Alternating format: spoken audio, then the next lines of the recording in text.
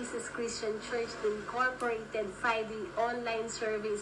We are glad because you came. Amen. May the Lord's presence speak to our hearts this afternoon, and we would love to hear from you. Tayo po'y lahat ay tumayo, and let's declare our Bible. This is my Bible. I am what it says I am. I can do what it says I can do. I have what it says I have. Today, I will be taught the Word of God. I boldly confess, my mind is alert, my heart is receptive. I will never be the same. I will never be the same.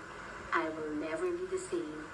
In Jesus' name, amen. Remain standing and let's pray. Yes, Lord, Heavenly Father, we give you glory, we give you honor, we give you praise for today, O Lord. Come, Lord Jesus, and take her place. Holy Spirit, move among us with your holy fire. Freely welcome in our midst, O God.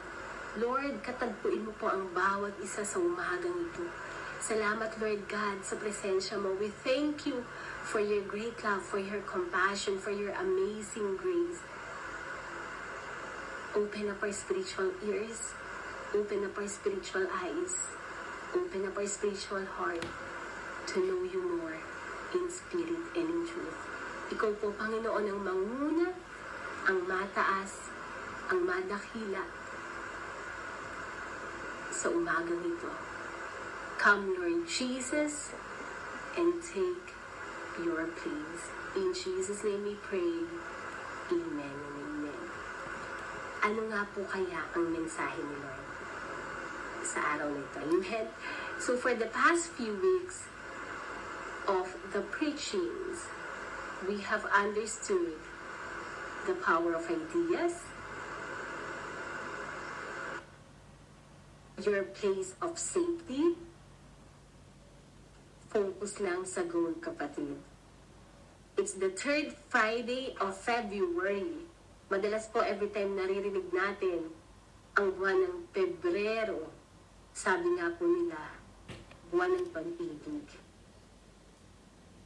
Sa lahat po ng mga umiibig, patuloy na umiibig at may pag-ibig.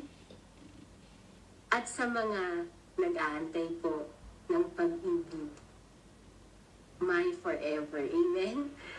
Because every day with our Lord, every day with our King is sweeter, keeps getting better and better as we walk with God. Amen?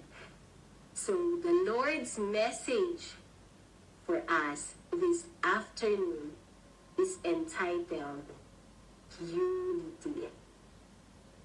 Are we ready? Are we all excited? Tumitrending po sa mga news, sa mga social media, such as Facebook, Instagram, Twitter, YouTube, sa mga pahayagan, ang nalalapit na halalan 2022 or election 2022 sa ating pong bansang Pilipinas. Iba't iba po ng pananaw, kanya-kanyang paniniwala, iba't iba ng kulay, may kulay pula, may kulay rosas, may kulay asul, etc., etc. Kanya-kanyang plataforma, kanya-kanyang sumusuporta at pagsuporta. Kanya-kanya pong research kung sino yung iboboto. Please continue to include in our prayers the upcoming 2022 election, unity, in order for a nation to be progressive. Unity is needed. Leaders should unite to achieve a certain goal. Citizens should cooperate. Sa mga companies naman po, in order for the company to grow, unity is needed in various departments.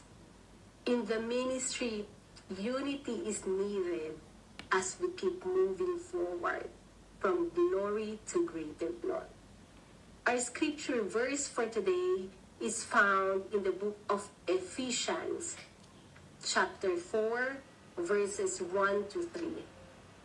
Sabi po doon ni Lord, I, therefore, a prisoner for the Lord, urge you to walk in a manner worthy of the calling to which you have been called. Verse 2, with all humility and gentleness, with patience, bearing one another in love. Verse 3, eager to maintain the unity of the Spirit in the bond of peace. So ano nga po ba ang background ng ating scripture verse for today in Ephesians chapter 4, verses 1 to 3? So let's have a deep dive po. So the book of Ephesians is one of the New Testament books which is written by Apostle Paul. This is one of his letters that he addressed to the saints of Ephesus.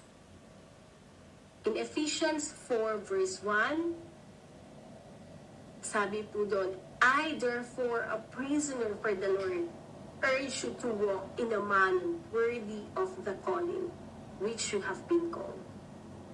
During that time po, Paul wrote this letter known as a prison epistle to the saints of Ephesus. Mapapansin po natin simula pa before, magmula pa noon, there is already attacks, persecutions, ongoing to all the faithful servant of God. Paul reminds the church of Ephesus to walk in the manner worthy of their calling. And even to these days, Christians experiencing various attacks, persecutions, hardships, oppositions in life. But today, the Lord wants us to remind the manner of our calling to which we are called. We are chosen, we are called by God, we are highly favored by God for a purpose. We have a divine identity that we bought for a price. Pakisabi nga po, purpose. We are born for a purpose. You and I are born for a purpose. And the purpose of God in our lives remains from generation to generation to generations. Plans may change, but the purpose of God lives, exists, and still the same. In Proverbs 19 verse 21, the Lord says in His word, many are the plans in a man's heart, but it is the Lord's purpose that will always prevail. Huwag po tayong mainip, kapatid, amen? Sino po dito yung mga nag-aantay? Minsan, we tend to rush things dahil naiinip tayo. We tend to hurry things. Urgent. Minsan, nababagalan tayo. May mga question pa nga po tayo, ganito na lang ba, Lord? Or may pinagpe-pray pa po tayo na until now, waiting pa rin. But the Lord says, relax, anak. At work ako. Our God is in control of everything. Relax, kapatid. Amen? He is working behind the scenes. Whatever we are waiting in life, whatever the reasons of we are waiting, whatever we are asking God, just relax. God is always at work. He is always on time. Wait upon the Lord. Amen? Wait actively to God. while we are waiting, do the assignment that He instruct us to do. Patuloy po natin isik si Lord. Amen? Keep on seeking, keep pursuing God. We are the pursuers of truth. Sabi nga po sa Matthew 6 verse 33, seek ye first the kingdom of God and His righteousness, and all these things shall be added unto you.